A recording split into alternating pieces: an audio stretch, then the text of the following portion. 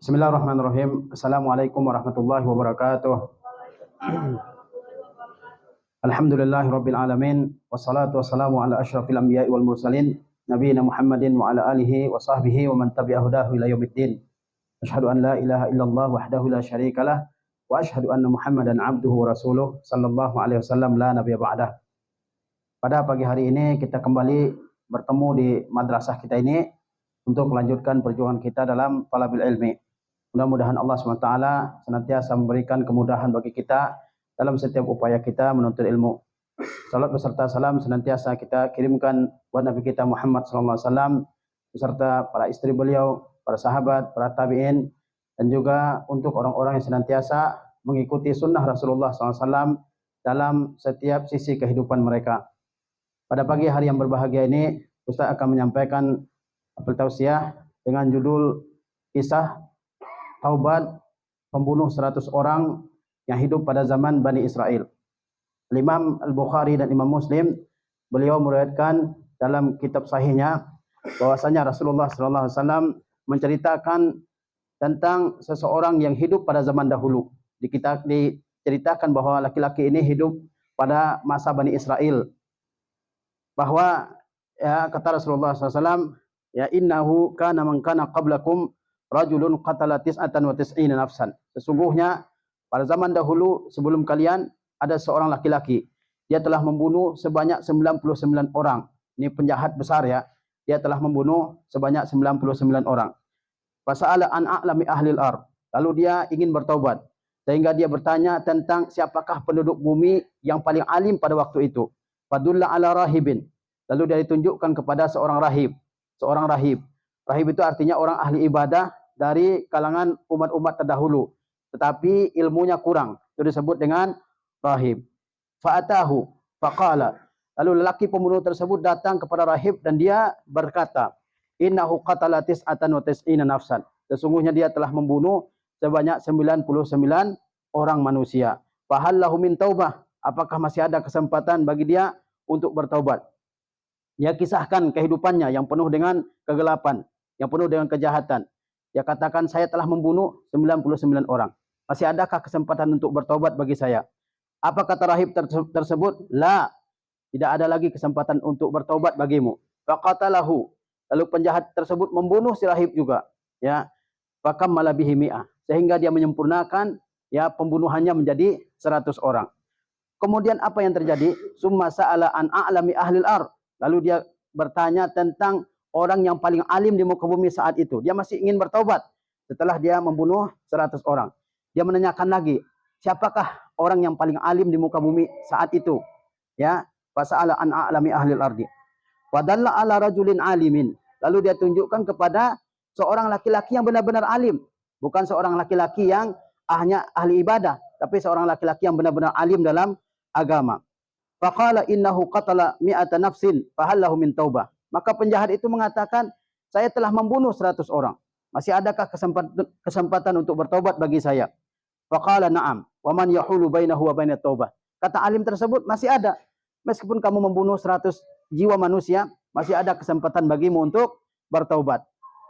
Kemudian, wa man yahulu bainahu wa bainat taubah. Siapakah yang menghalangimu untuk bertaubat kepada Allah Subhanahu wa taala? Intalik ila ardin kaza wa kaza. Fa inna biha unasun ya'budunallaha ta'ala fa'budillah ma'ahum. Kamu masih punya kesempatan untuk bertobat meskipun sudah membunuh 100 manusia. Ini kejahatan yang luar biasa yang dia lakukan. Tapi masih ada kesempatan untuk bertobat. Tapi kata alim tersebut, kamu pergi ke negeri ini dan itu. Di sana ada orang-orang yang senantiasa beribadah kepada Allah, orang-orang baik, orang-orang saleh. Fa'budillah ma'ahum. Maka kamu ya bergabung dengan mereka, tinggal bersama mereka orang-orang saleh tersebut dan beribadahlah ya dalam sisa umurmu kepada Allah Subhanahu wa taala bersama mereka. Wala tarja ila ardika fa innaha ardusu. Jangan lagi kembali ke kampung asalmu karena dia adalah kampung yang buruk, kampung yang membiarkan kamu melakukan kejahatan, itu adalah kampung yang buruk. Fantalaka hatta iza nasafat tariqu atahul maut. Lalu laki pembunuh tersebut berangkat ke negeri yang disarankan oleh orang alim. Hatta iza nasafat tariq fa atahul maut, atahul mautu. Ketika dia di tengah perjalanan, datanglah kematian kepada dia. Faqtasamat fihi malaikatur rahmah wa malaikatul azab. maka bertengkarlah antara malaikat rahmat dengan malaikat azab. Dia dalam perjalanan yang panjang meninggalkan negerinya, dia ingin bertobat, ya. Maka di tengah perjalanan dia didatangi oleh kematian, dia meninggal dunia. Maka malaikat rahmat dan malaikat azab bertengkar, ya. Faqalat malaikatur rahmah jaa taiban muqbilan biqalbihi ila Allah. Malaikat rahmat berkata, laki-laki ini datang dalam keadaan bertaubat dan menghadapkan dirinya kepada Allah Subhanahu wa taala. Ya. Malaikat rahmat ingin orang ini diwafatkan dalam keadaan husnul khatimah. Wa qalat malaikatul azab innahu lam ya'mal khairan qattu. Sedangkan malaikat azab mengatakan, laki-laki ini belum sama sekali melakukan kebaikan. Bagaimana dia mau diberikan rahmat sementara dia belum melakukan kebaikan sama sekali. Niat bertobatnya masih dalam hati. Ya. Kemudian apa? Fa'atahum malakun fi surati adamiyyin faja'aluhu bainahum ay hakaman. Lalu datanglah kepada mereka, didatangkan oleh Allah SWT malaikat yang lain dalam rupa manusia. Lalu mereka jadikan malaikat tersebut sebagai pemutus perkara yang mereka perselisihkan. Yang mereka perselisihkan adalah apakah laki-laki tersebut digolongkan sebagai orang yang dapat rahmat karena dia sudah ingin bertaubat, atau dia digolongkan sebagai orang yang masih mendapat azab dari Allah SWT karena dia melakukan kejahatan yang luar biasa. Maka Allah SWT datangkan malaikat yang lain dalam rupa manusia. Lalu mereka jadikan sebagai hakim yang memutuskan perselisihan atau perkara yang terjadi di antara kedua malaikat tersebut. Apa kata malaikat yang datang dalam rupa manusia tersebut? Qisu ma bainal ardain fa ila ayyatihima kana adna fa huwa lahu. Kalian ukur ya antara dua bumi. Antara dua bumi, yaitu bumi tempat dia dulu bermaksiat dan bumi yang ingin dia tuju. Mana yang lebih dekat dia? Apakah ke bumi yang akan dia tuju, atau dia lebih dekat ke bumi, ke negeri yang dia dulu melakukan maksiat di sana? Faqasu. Lalu dua malaikat tersebut mengukur, orang ini lebih dekat ke mana? Dia meninggal belum sampai ke negeri yang ingin dia tuju. Dia belum sampai ke negeri yang ia ingin bertobat di sana. Dia masih dalam perjalanan. Ya, diukur oleh kedua malaikat tersebut. Mana yang lebih dekat? Apakah dia lebih dekat ke negeri yang ingin dia tuju, yang ingin dia bertobat di sana, atau dia lebih dekat ke negeri yang dia dulu bermaksiat, berbuat dosa di sana? Fawajaduhu adna ilal ardi allati arada. Ternyata malaikat mendapati orang tersebut lebih dekat. Dalam riwayat dikatakan, dalam riwayat lain dikatakan lebih dekat satu jengkal, ya, kepada bumi yang akan dia tuju, kepada negeri yang akan dia tuju. Faqababathu malaikatur rahmah. Lalu malaikat rahmat mencabut nyawanya. Ini adalah kisah yang dikisahkan oleh Rasulullah SAW mengenai seseorang yang telah melakukan begitu banyak kejahatan di muka bumi ini. Membunuh satu orang jiwa manusia saja dosanya luar biasa. Apalagi membunuh sampai 100 jiwa manusia. Ini tentu dosa yang luar biasa. Dan di negeri yang penduduknya membiarkan saja. Ini tentu negeri yang buruk. Sebagaimana kata alim tadi, fa inna ardaka ardusu. Sungguhnya negeri kamu adalah negeri yang buruk. Orang membunuh dibiarkan saja. Tidak ada hukum yang ditegakkan kepadanya sehingga dia terus melakukan kejahatannya. Ya. Kisah ini oleh para ulama dijadikan sebagai dalil bahwa betapapun besarnya dosa manusia, mereka masih mendapatkan kesempatan untuk bertaubat kepada Allah Subhanahu wa taala. Dan dari hadis ini para ulama mengambil beberapa pelajaran. Di antaranya membunuh adalah salah satu dosa yang sangat besar dosanya dan perbuatan yang diharamkan oleh Allah Subhanahu wa taala, disediakan azab yang pedih dari Allah Subhanahu wa taala. Seperti yang kita lihat pada zaman sekarang ini. Begitu banyak kasus-kasus pembunuhan yang terjadi karena ya berbagai macam sebab. Ini jangan sampai pernah terjadi di antara kita. Apapun masalahnya, jangan sampai terjadi pembunuhan ini karena dia merupakan dosa yang besar. Kata Allah Subhanahu wa taala, "Wa may yaqtul mu'mina muta'ammida fajazaohu jahannam." Barang siapa yang membunuh seorang mukmin dengan sengaja, fajazaohu jahannam, maka balasannya adalah neraka jahanam. Khalidan fiha, dia kekal dalamnya, masuk neraka jahanam dan kekal di dalamnya. Wa ghadiballahu alaihi, Allah marah kepadanya. Wa la'anahu, Allah laknat dia, Allah jauhkan dari rahmatnya. Wa a'adda lahu adzaban azima, Allah sediakan baginya azab yang pedih. Ya, ini hukuman yang luar biasa bagi seorang pembunuh. Kita sering mendengar berita di TV, di medsos, ya, kasus-kasus pembunuhan di negeri kita ini. Hampir setiap hari ada kasus pembunuhan. Ya. Apakah mereka tidak pernah mendengar betapa besarnya ancaman yang disediakan oleh Allah Subhanahu wa taala bagi orang yang membunuh? Apa kata Allah? Wa may yaqtul mu'minan muta'ammida. Siapa yang membunuh seorang mukmin dengan sengaja, maka balasannya adalah apa? Jahannam. Balasannya adalah neraka Jahannam. Allah masukkan dia ke neraka Jahannam. Apa keadaannya di neraka Jahannam itu? Pertama, dia kekal dalam neraka Jahannam itu. Allah marah kepadanya, Allah laknat dia. Ya. Kemudian Allah sediakan baginya azab yang pedih. Maka jangan sekali-kali ya kalau berantem sampai mengatakan saya bunuh lo, ya. Ini ancaman-ancaman seperti ini bisa saja terjadi. Oleh sebab itu tidak boleh seorang berniat sama sekali dalam hatinya untuk melakukan perbuatan seperti ini. Darah seorang muslim itu berharga di sisi Allah Subhanahu wa taala. Ada orang-orang yang tidak boleh dibunuh, orang mukmin, kafir ya, muahad, kafir zimmi, kafir musta'man, ya, tidak boleh dibunuh sama sekali. Hanya satu saja jenis kelompok manusia yang boleh dibunuh, yaitu orang-orang kafir yang sedang berperang dengan kaum muslimin. Hanya itu. Selebihnya tidak dibolehkan, ya. Kemudian pelajaran yang kedua yang diambil oleh ulama dari hadis ini, bahwa kita harus bertanya kepada ahlinya dalam setiap bidang ilmu. Lihat pembunuh tadi. Dia ingin bertobat, lalu dia bertanya kepada seorang rahib. Rahib itu orang yang ahli ibadah tapi ilmunya kurang, ya. Malah rahib tersebut menyesatkan orang yang ingin bertobat. Orang yang ingin bertobat dia mengatakan apa? Saya sudah membunuh 99 orang. Saya masih punya kesempatan untuk bertobat apa tidak? Kata si rahib apa? Nggak ada lagi, ya. Rahib ini orang yang kesalahannya luar biasa mungkin. Dia melihat kejahatan pembunuh ini luar biasa ini. Sampai 99 dia bunuh. Mungkin pintu taubat menurut dia sudah tertutup di mata si penjahat ini.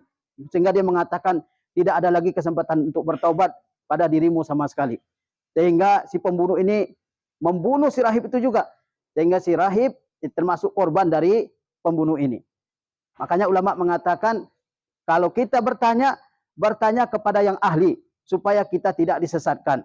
Ya, supaya kita tidak disesatkan. Kata Allah Subhanahu wa taala, "Fas'alu ahla dzikri in kuntum la ta'lamun." Tanya orang yang mengetahui jika kalian tidak mengetahui. Kalau kita tidak mengetahui, kita harus bertanya kepada orang yang mengetahui supaya hilang kejahilan, ketidaktahuan dalam diri kita. Jangan puaskan diri kita dengan ketidaktahuan. Karena banyak orang yang puas dengan ketidaktahuan. Berpuluh-puluh tahun mengatakan saya awam, saya nggak tahu. Bagaimana nggak tahu? Sementara kesempatan untuk mendapatkan ilmu, ya menuntut ilmu ada di hadapannya. Jangan sampai puas dengan keawamannya, ya. Sehingga dia harus bertanya, ya, pada setiap masalah agama yang dia dapati. Kemudian kalau bertanya, bertanyalah kepada ahlinya.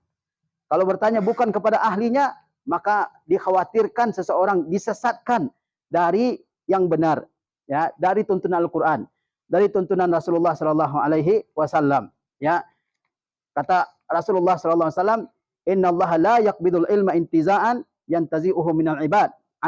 Kata Rasulullah sallallahu alaihi wasallam, sesungguhnya Allah itu mencabut ilmu tidak mencabutnya sekaligus dari dada manusia. Walakin yaqbidul ilma biqabdil ulama. Namun Allah mencabut ilmu itu adalah dengan mewafatkan ulama. Setiap kali ada alim yang meninggal, ada ilmu yang berkurang. Maka semakin banyak ulama yang meninggal, semakin banyak ilmu yang hilang. Oleh sebab itu selama masih ada ulama di tengah-tengah kita, kita harus menuntut ilmu. Jangan sampai hilang ilmu itu dibawa oleh alim tersebut. Kata Rasulullah, hatta iza lam yubqi aliman ittakhazan nasu ru'usan juhala. Ketika tidak ada lagi orang alim yang Allah hidupkan di muka bumi ini, maka orang akan mengambil pemimpin-pemimpin yang juhal, pemimpin-pemimpin yang bodoh. Fasu'ilu fa'aftau bighairi ilmin, fadallu adallu. Lalu mereka ditanya mengenai suatu masalah agama. Maka orang jahil tersebut memberikan fatwa, memberikan pendapat dia. Ternyata apa? Ternyata dia sesat dan dia menyesatkan orang lain. Maka tidak boleh berkata sesuatu dalam agama ini kecuali yang kita ketahui. Yang tidak kita ketahui, kita katakan Allahu a'lam, ya. Kemudian kita berusaha mencari, ya, penjelasan tentang masalah tersebut. Jangan mengatakan sesuatu yang tidak kita ketahui. Banyak orang sesat karena fatwa orang lain. Kemudian bahwa orang alim lebih utama dari ahli ibadah. Ini pelajaran yang selanjutnya. Lihat tadi, rahib dia jawab dengan emosi. Dia katakan kamu nggak ada lagi kesempatan taubatnya. Kamu dosanya terlalu banyak. Ya, Sudah tertutup pintu taubat di depanmu. Sementara orang alim mengatakan apa? Tidak ada yang menghalangi kamu untuk bertaubat. Kemudian alim tersebut memberikan solusi kepada si pembunuh ini. Kamu ya pergi ke negeri sesuatu, kemudian dia sebutkan negerinya, kemudian kamu beribadah kepada Allah di sana. Perbaiki dirimu. Orang kalau bertaubat dia harus memperbaiki dirinya. Ya, ini menunjukkan bahwa alim itu jauh lebih utama daripada abid. Kun aliman, maka jadilah kita ini alim. Ya, jauh lebih utama daripada abid. Soleh saja tidak cukup, kita harus jadi alim. Ya, yang lebih utama adalah jadi yang alim dan jadi alim yang soleh. Ya, itu lebih utama. Kata Rasulullah SAW, fadlul alim alal abid, kafadli ala adnakum. Keutamaan orang yang alim di atas orang yang abid. Alim berarti orang yang tahu ilmu agama. Abid berarti orang yang soleh saja tapi kurang ilmunya. Kalau dalam istilah agama terdahulu disebut dengan rahib. Apa kelebihan orang alim atas abid?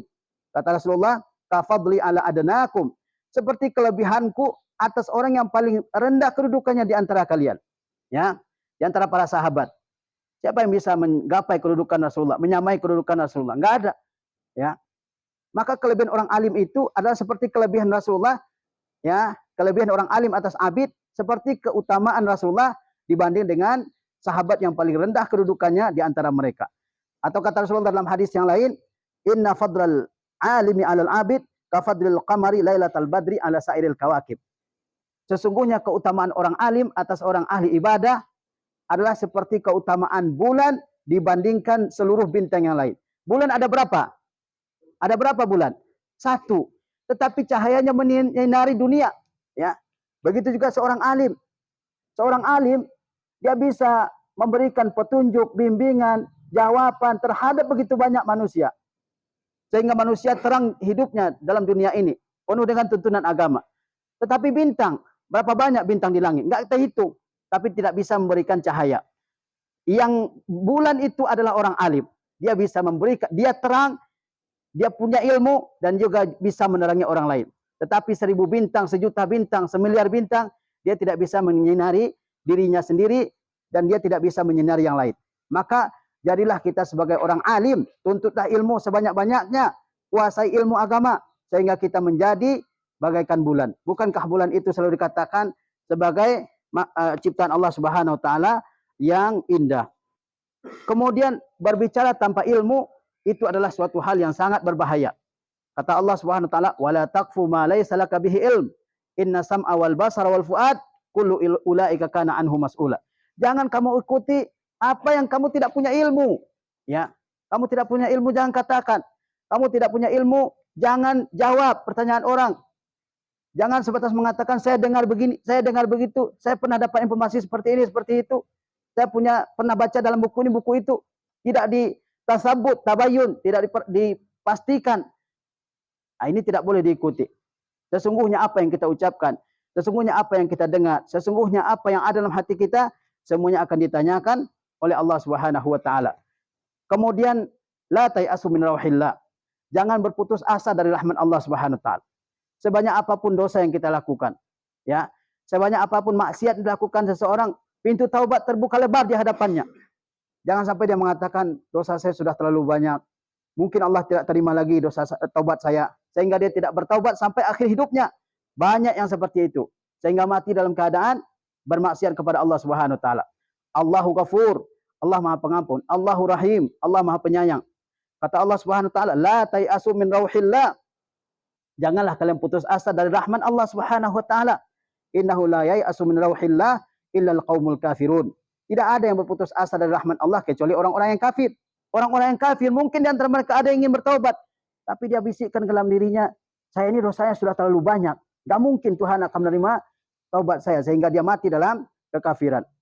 Kemudian bertaubat adalah perkara yang sangat dicintai oleh Allah Subhanahu wa taala. Kata Allah Subhanahu wa taala, "Innallaha yuhibbut tawwabin." Sesungguhnya Allah mencintai orang bertobat. Kalau kita bersalah, lalu kita bertaubat kepada Allah, mohon ampun kepada Allah atas dosa kita, kita bukan dimarahi, dibenci oleh Allah, tapi disayangi. Kata Allah, innallaha yuhibbut tawwabin. Setiap kita bersalah, dan setiap orang yang bersalah itu yang paling baik adalah yang bertaubat kepada Allah Subhanahu wa taala. Kemudian orang yang bertaubat, dia harus melakukan perubahan ke arah yang lebih baik.